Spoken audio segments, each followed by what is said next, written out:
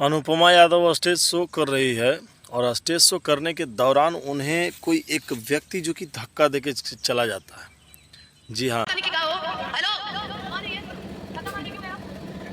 एक stage show के दौरान अनुपमा यादव को कोई व्यक्ति धक्का दे करके चला जाता है तो अनुपमा यादव के स्वाभिमान को, घमंड को बहुत बड़ा चोट लगता है। उन्हें लगता कि यह जो जैसे बड़े भोजपुरी के गायक को कोई धक्का दे के चला जाए और मैं उसे कैसे छोड़ दूँ।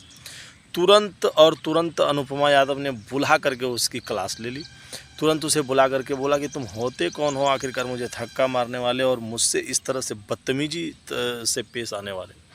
उस व्यक्ति ने तुरंत जवाब दिया कि हो सकता है कि मेरे से भूल हो गई हो। लेकिन सबसे बड़ी बात अनुपमा यादव से एक सवाल है। सवाल यह है अनुपमा जी कि आप एक भोजपुरी की अदाकारा हैं, ऑन द स्टेज गाना गा रही हैं या जो भी कर रही हैं, लोगों का मनोरंजन कर रही हैं, भोजपुरी भाषा के माध्यम से भोजपुरी के लोगों को मनोरंजित कर रहे हैं, मनोरंजन दे रहे हैं उन लोगों को। तो स्टेज पर इतनी सारी भीड़ रहती हैं, इतने सारे लोग रहते हैं, सभी एक तरह के तो नहीं होते और हो सकता है कि भीड़ में चलते चलते किसी से गलती हो गई हो।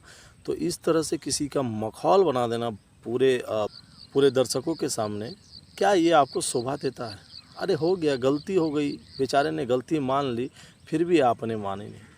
आपका स्वाभिमान, आपके घमंड को चोट पहुंच गया, व्यक्ति की क्लास ले ली।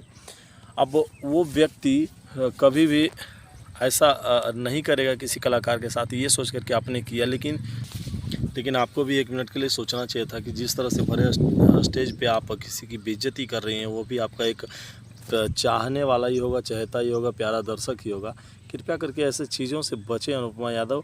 और थोड़ी सी भूल हो जाती है दर्शकों से, तो दर्शकों से भी अपील है कि आप भी अपने कलाकारों को सम्मान दें।